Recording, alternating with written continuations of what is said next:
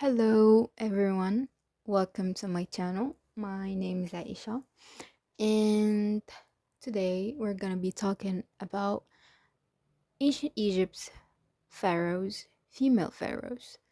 And today I've chosen Hatshepsut.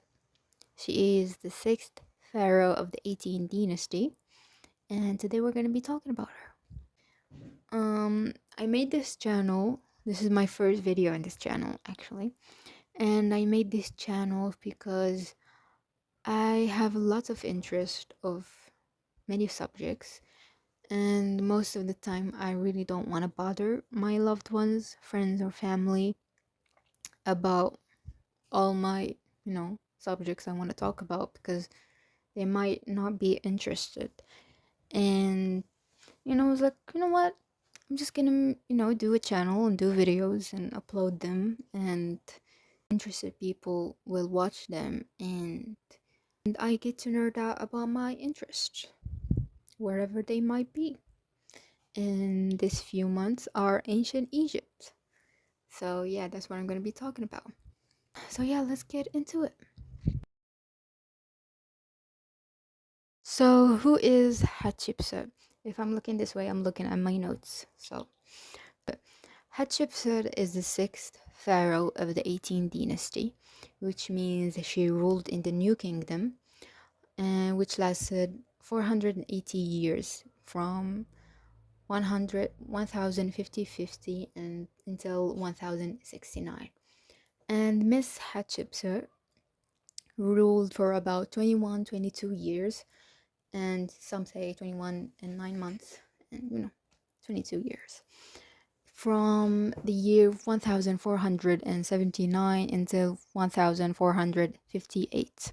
So when Hatshepsut's husband, who is also her half brother, died, Thutmose II, he left his throne to his son. But he was only 2 years old, and he would not be able to reign over a whole kingdom at two, he's a kid. So she took his position, but not really his position. She was only a regent. A few years later, she became a pharaoh, a king, and reigned beside her stepson. They became co-rulers. Some historians think that she made that move because some people were trying to steal the throne, and she knew if there were two pharaohs, it will be very hard for like the people to steal the throne or like overthrow them. Hatshepsut accomplished a lot in her reign. One of the many ways to show that what she was capable of in this patriarchal system, which is ancient Egypt, is and establish herself. She commissioned hundreds of construction projects throughout Lower Egypt and Upper Egypt.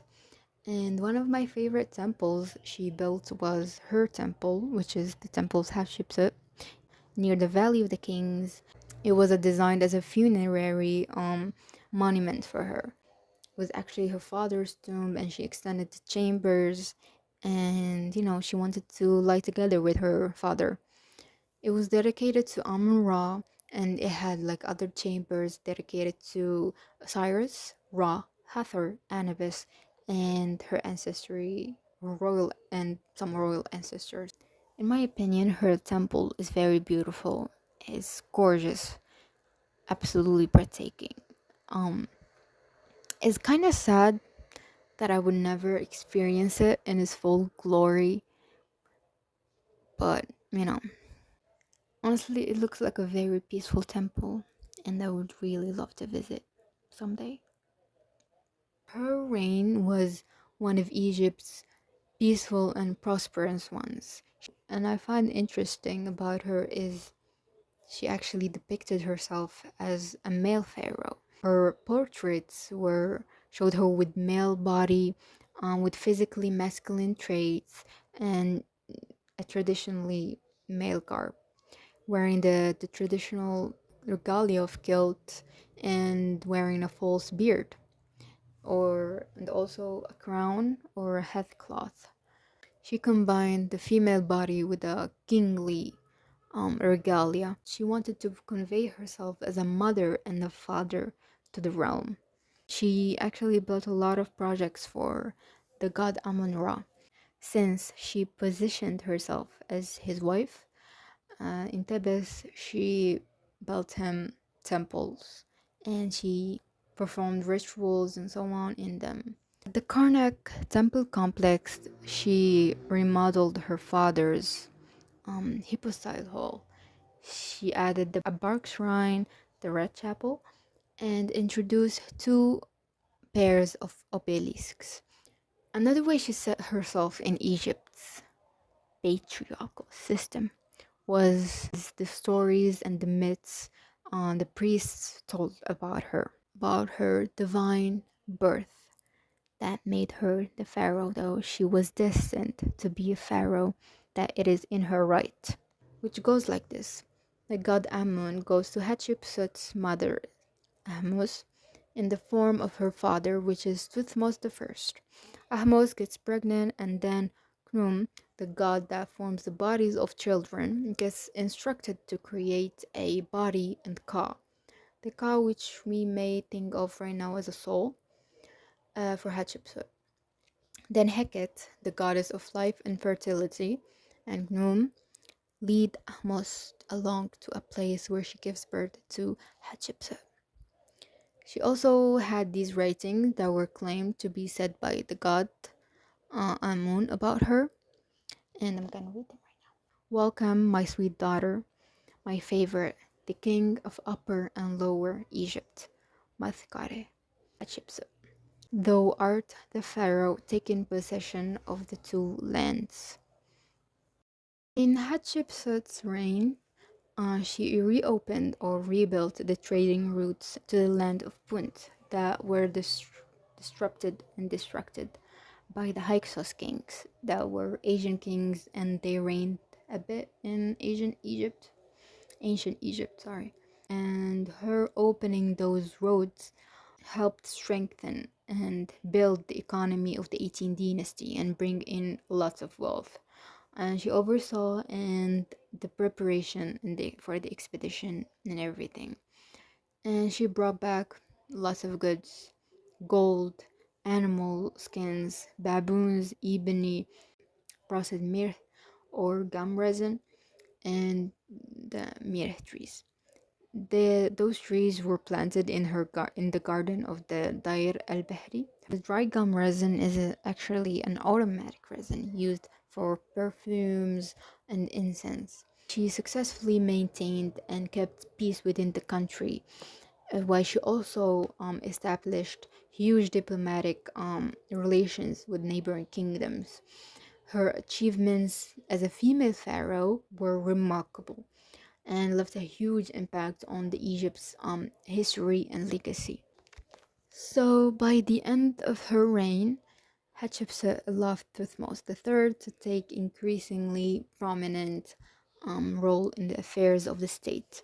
After her death, her stepson ruled Egypt for about 33 years more. When it was close for him to, die, he attempted to remove all traces of Hatshepsut rule. Her statues were torn down, her monuments were defaced, her cartouches and images were chiseled off stone walls, and her name was removed and exchanged for that of Thutmose II or Thutmose III. Even her name from the official king list was removed. You may think this like he was trying to get revenge or anything, but probably he just wanted to make sure that the succession will run from Thutmose I, Thutmose II, and Thutmose III with no interruption or like a female coming in between them. Honestly, in my opinion, what he did was kind of rude, because if it weren't for her, you wouldn't be alive, dude. You would not have a peaceful country to reign. You would probably be dead, I think. Also, Seti I tried to remove her name from her own temple and exchange it for his own. He also altered some of its insides, but The audacity these men have, like seriously, they never changed. But you know. But their efforts were in vain because we discovered her either way, and we are talking here about her and not them. So, yeah, props to women in power. I really love women in power. They slay. And in conclusion, in many ways, Hatshepsut's reign was seen and was going against the patriarchal systems of her time. She broke many traditions, went against a system that only allowed mothers to rule on behalf of their own biological sons. But she managed to rule as a regent of a son who was not her own and became a pharaoh, a king. She was smart, she was political, brought goods from overseas that the ancient Egyptians never saw. She she really wanted to show the world that what she was capable of as a woman, and she did. She absolutely rocked her reign, and I hope she had lots of fun doing so. And yeah, getting to research about her was really fun to read the many articles about her. Of course, I am not an archaeologist in any way yet, um, but I really love to do research about things I am interested in and get my facts right. But if any of the facts that I said today um were wrong, please correct me, and I would really love to know. Yeah, I hope you enjoyed this video today, and I'd love to do more in the future. So yeah, that's it, and I hope you have a good day or a good night. Goodbye.